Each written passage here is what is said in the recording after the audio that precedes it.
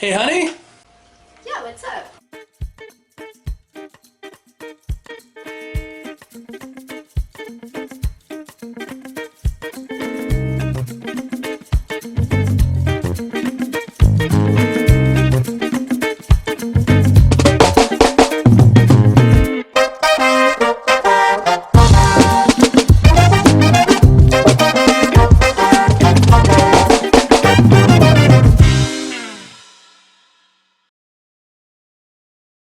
Hey, everybody. It's your boy Brace Defend, and this is Retro Reviews, a review show where we go through my copious amounts of RPG books, magazines, and other paraphernalia one at a time. And to keep me from rambling, we have Laura. Hey everybody, so to keep us on track, I'm going to ask us a list of questions. Fire away. So, first question, what are we reviewing tonight? Dragon Magazine number 300. Okay, and where did you get this one? This was part of my subscription to Dragon Magazine while I was in college. Okay. And this is the 26th anniversary issue. It actually, really cool that they've actually had 26 years of Dragon Magazine. Yeah, So. that is cool. Do you want to give us a quick synopsis of what's inside? The first article is the Up on the Soapbox. It's Gary Gygax's one-page column that was in a lot of Dragon magazines up until his passing. This month's is describing Wistry, a hopping prophet, frogman, demigod that humans think is just a man-man, but is really a cult leader set up to take over the world. It's a kind of a cool NPC idea to use. Next article is celebrating the 300 issues of Dragon Magazine by showing off all 300 covers from the entire history. That's cool. Of course, the anniversary issues, they always like to have a good dragon theme to them. So the bestiary, the column that features new monsters in this magazine, is all about demonic dragons, which is... That sounds creepy. Yeah, they are a bit. The howling dragon, which has, instead of breathing fire or acid or lightning or something like that, it actually has a cone of sound.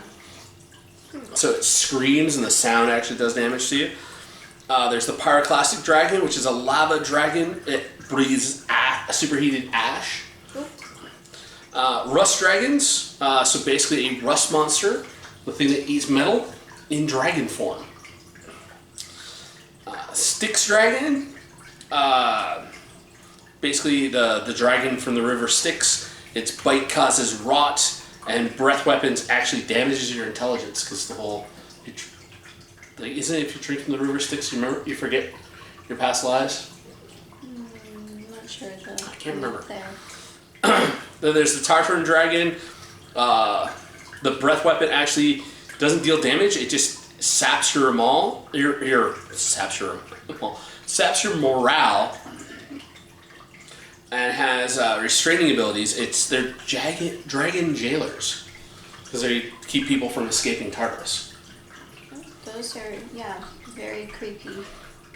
Demonic dragons. Demonic dragons, yeah. The next article is the Bazaar. The Bazaar, it's a monthly new magical item and gear column. This month is featuring on hags and their magical items, such as a Crone's Cane.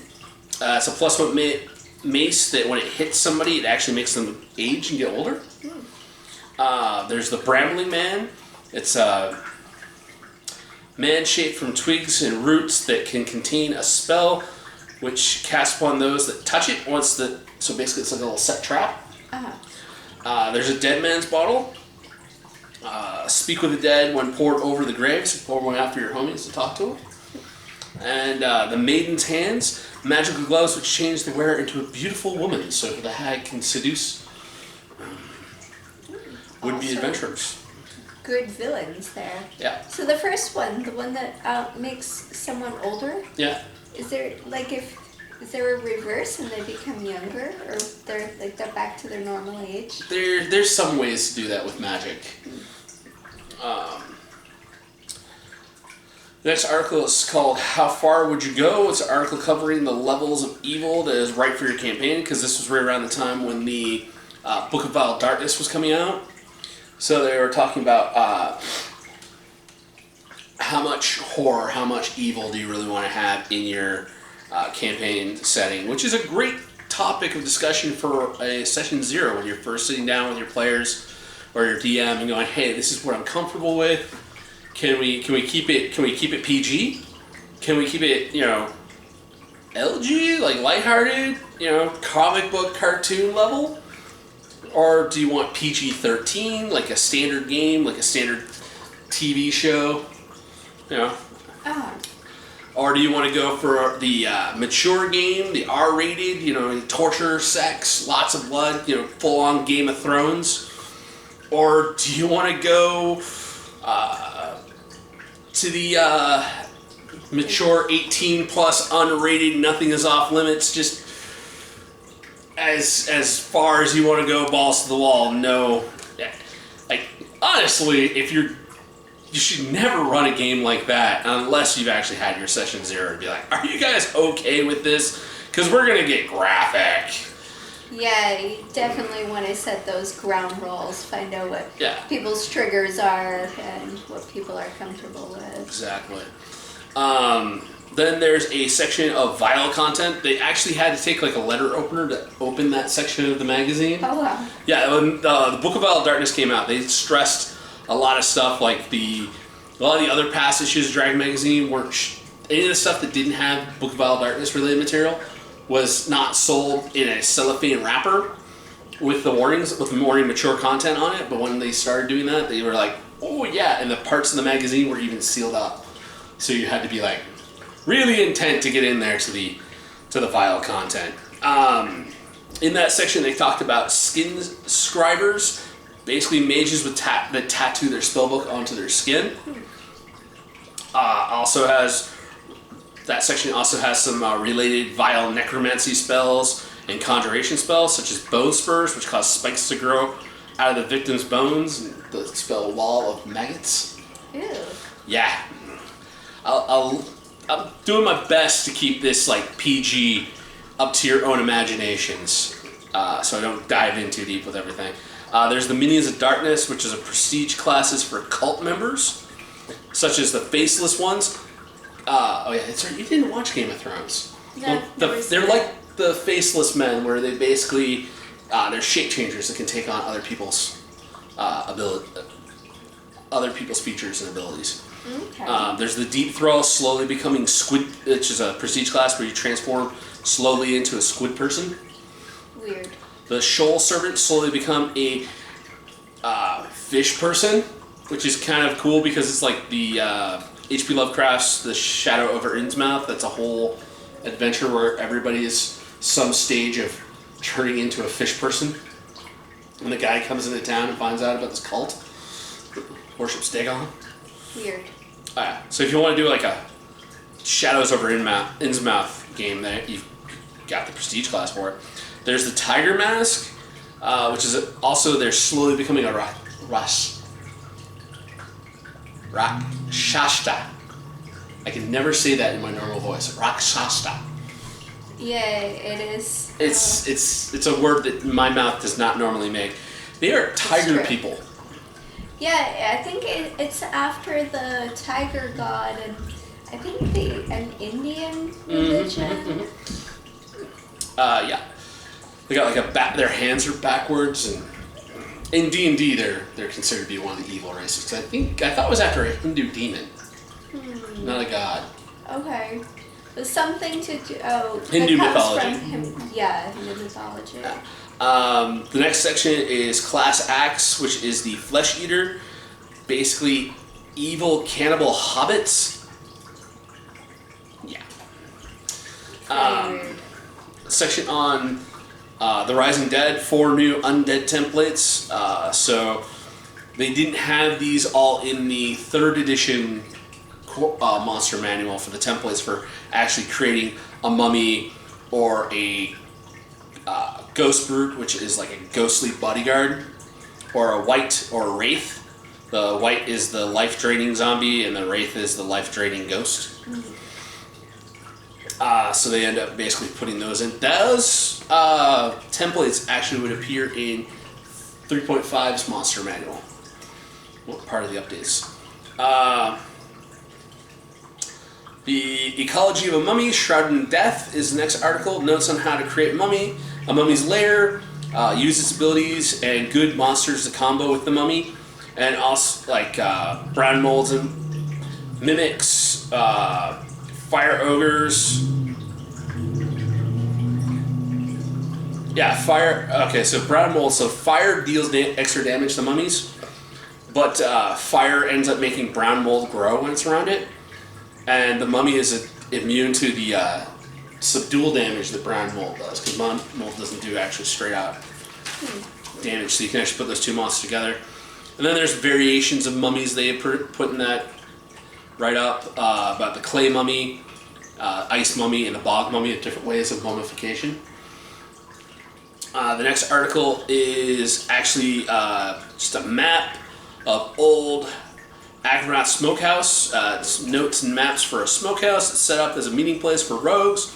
Also includes rules for 4 new alchemical items, so they're not really magical, but they have abilities, such as Vitamate, which heals D8 of subdual damage.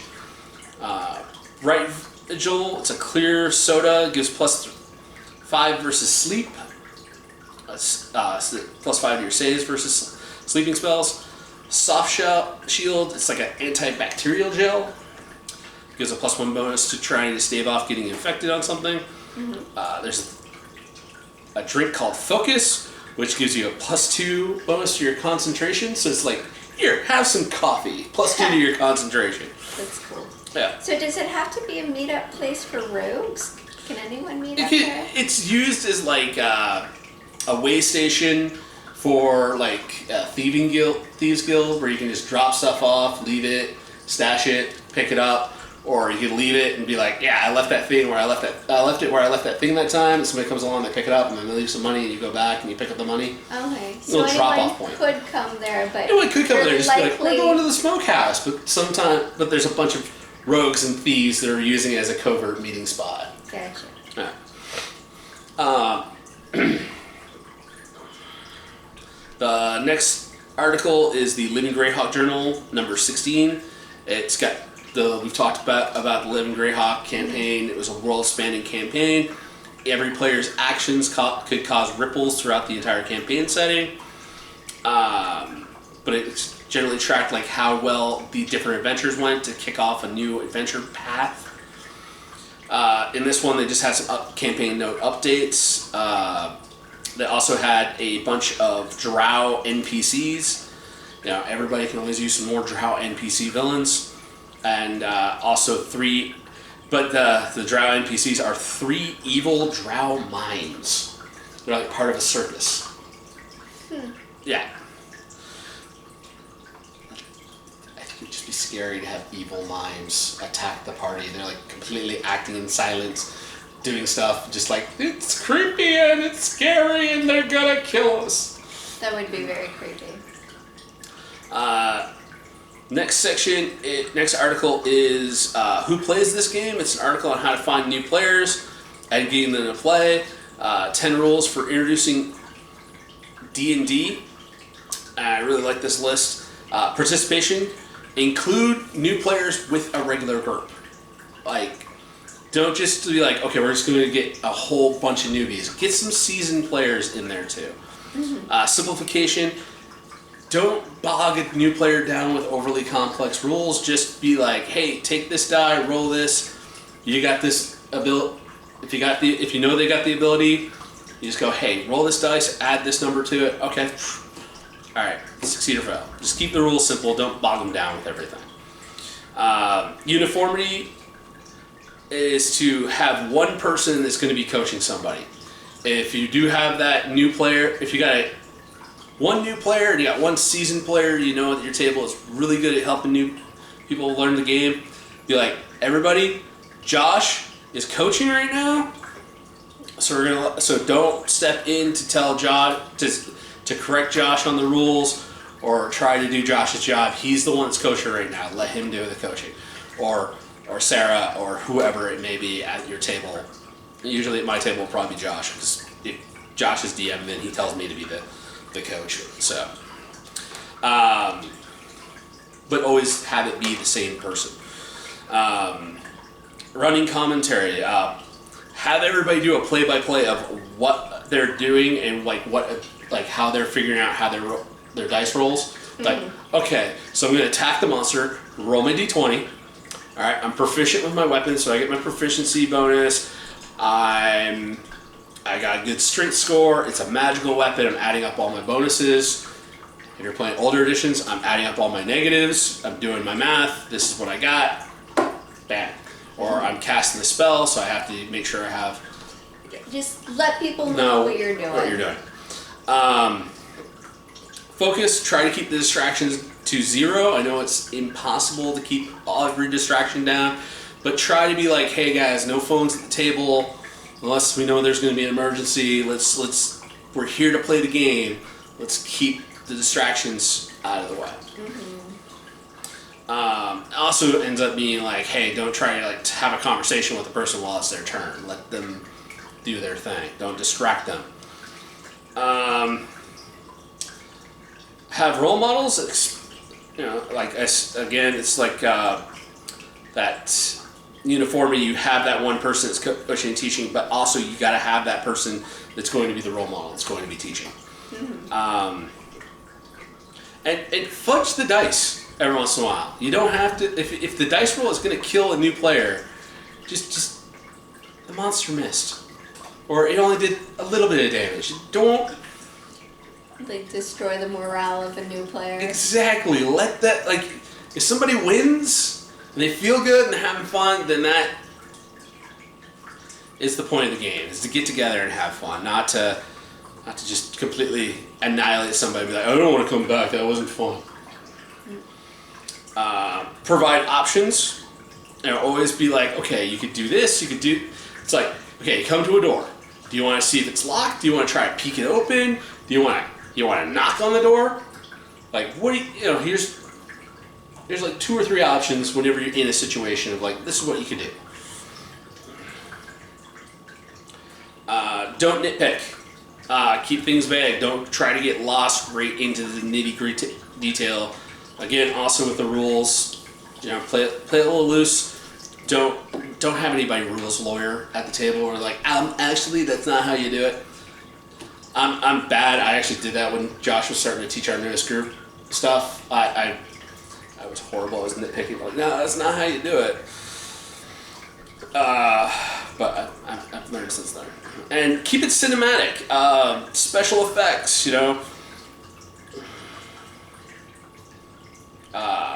big end fight. Try to keep it in a 2-hour window like a movie would be. Don't want to go for the Lord. Unless they're hooked, and you want to do the Lord of the Rings extended edition where it's okay, we're going to sit here for 5 hours and play D&D. No, 90 minutes to 2 hours is a great time period to sit down and play. You felt like you did something. Leave stuff open for a sequel is one of the things I like to do in movies. Have the big fight at the ending. And one of the things I like to do, I stole this from Matt Mercer when I started watching Critical Role. When somebody is actually dealing that last piece of damage to kill something, let them have a big cinematic moment where they describe to you, how are you, his whole, how do you want to do this moment of, okay, how do you want to kill this monster? Let stuff be grand and epic.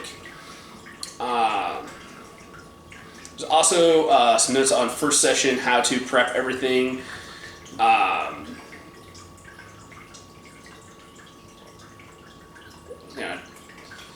Make sure there's lots of, and also lots of rewards, keep things fast paced. Like I said, prep, make sure you got everything, you got all the books, you got all the dice. You want to end that? I'll wrap this up. Last 2 columns, we have Silicon Sorcery, which talks about the video game Age of Wonders 2 and converts 2 of the spells from that into 3rd edition game stats. Geyser makes a geyser erupt under the target and deals a bunch of non-magical fire damage to everything within 3 feet.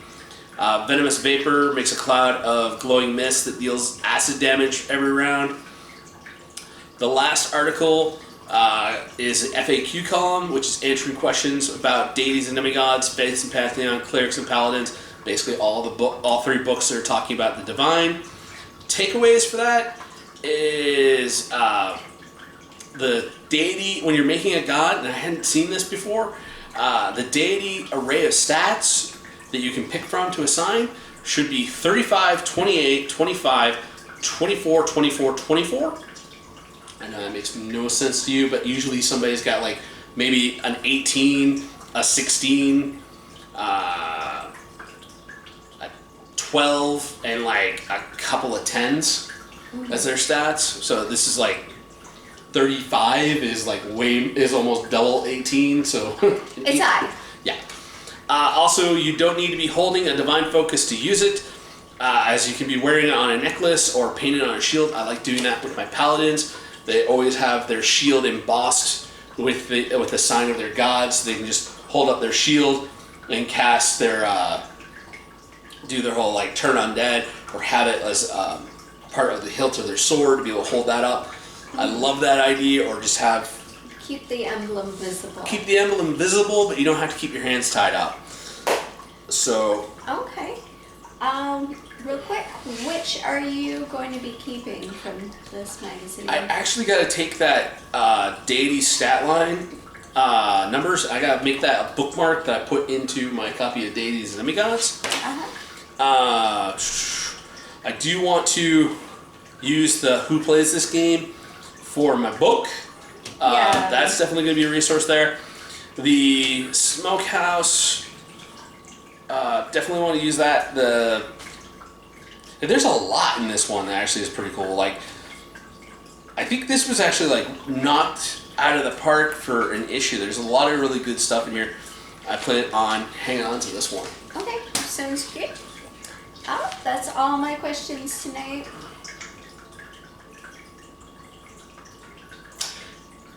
Okay, I know last week I asked everybody to like leave beer names down below, but I need like some names for like some smoked meats to have at the smokehouse, like some signature like smoked meat recipes to put on the menu for the smokehouse.